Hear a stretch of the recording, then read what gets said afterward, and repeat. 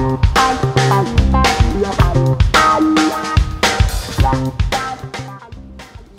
my name's Lee Marshall. I work for Ltd.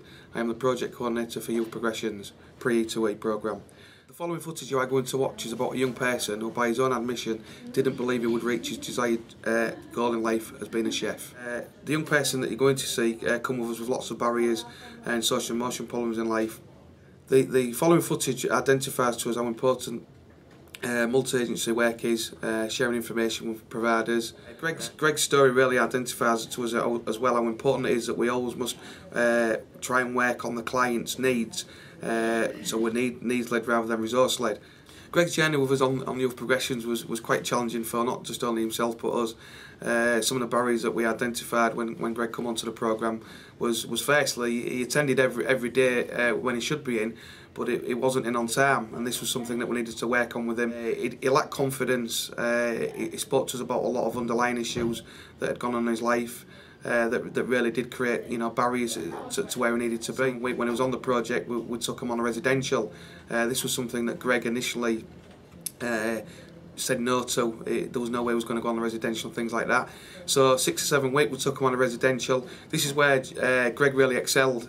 He took ownership, leadership, spoke about a lot of his problems and things, and we talked about how he would overcome that.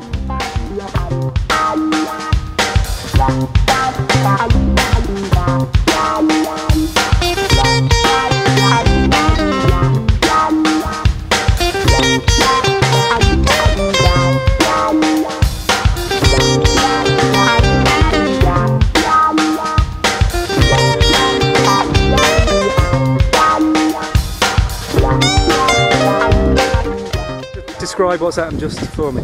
Well, an arse just flipped on me. Yeah. This is still tight. And how do you feel now? I feel embarrassed. Embarrassed, yeah? You gonna get back on? Don't know. Maybe feel sparking sun. Not doing that riding thing though. Not going fast.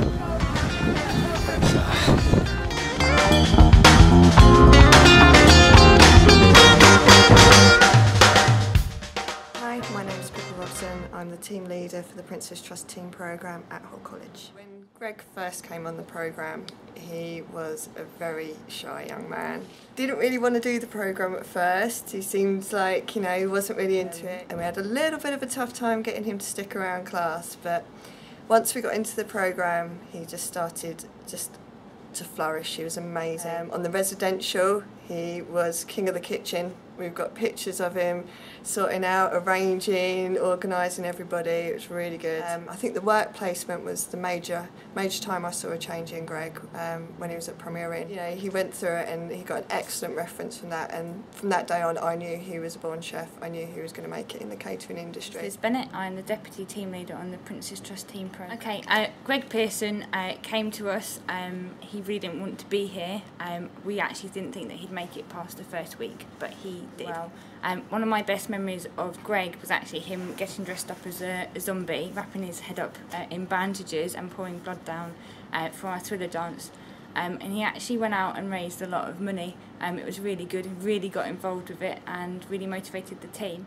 He did amazingly on his work placement, came back and totally knew that he wanted to be a chef. And as Pippa said, that was the point when his attendance really picked up. He was really, really motivated to get on. I think he just needed a taste of what real working was like in the environment that he wanted to be in. He did really well on the final presentation. Remembering Greg when he first walked in the room, to Greg that left after delivering a speech to 50 people, it's just a different young man. So it's been lovely to witness that. Hi, I'm Samantha. I'm one of the owners of Kinderland Plaza Limited in Priory Park in Hull. Can you tell us about the opportunity that's been created here for Greg? So, the opportunity that we've given Greg is a trainee chef where he'll be doing an MVQ level 2 within 12 months, and he'll be trained to a really high standard. What sort of support will Greg be getting over the next 12 months? Okay, we work with another company called Protocol Skills. They work with us on lots of different things, and obviously Greg is one of those areas that they work with us. They do ongoing support, so they've already, within 2 days of Greg working with us, have assessed Greg and explained to him what he'll be expecting and what they expect from Greg. and it's an ongoing learning programme for 12 months. So they come and assess him a couple of times a month. Sometimes they'll be observing him, and sometimes they'll be taking him away from the kitchen and doing actual learning with him. But it's also about what we can give him within our staff here. We've got a fantastic chef, Jill, who's really committed to working with young people. He's got a great advocate for him, really, and it's not just about the qualification that they learn, it's obviously the experience that he'll get as well, working in a real demanding kitchen.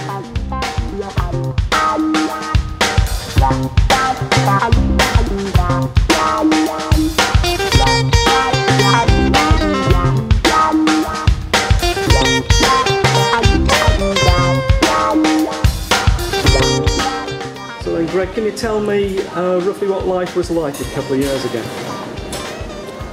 Dead end, really. So, I don't know, really. I don't have any goals in life. So where have you ended up now? What's your job now? What are you doing? I'm a chef. What are your daily duties? Daily duties are preparation, washing fuel pots, cleaning surfaces. How many meals do you prepare each day? Yesterday it was I think it was about 40 meals. Okay, so you're here at Kinderlands on an apprenticeship. What sort of support are you getting here? A lot of support. Getting extra money from my apprenticeship. Getting qualifications what I get from the school, GCSEs. Getting health and safety, food safety. Probably help me with bikes, a lot of equipment, like chef weights, knives, transport. I got a bonus from them.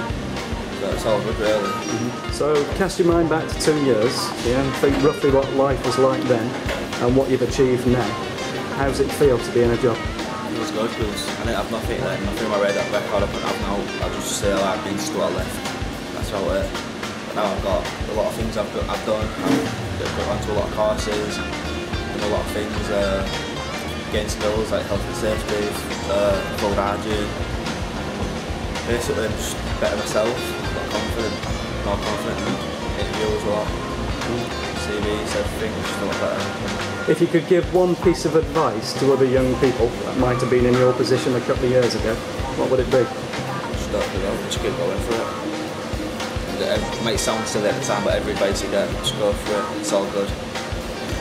Even if you're a few weeks down, not going too good, still stick at it. That's what I did, and look where I am now. I've got a job what I wanted. It's my dream job really, is what I wanted to do, be a chef, and I've got it now.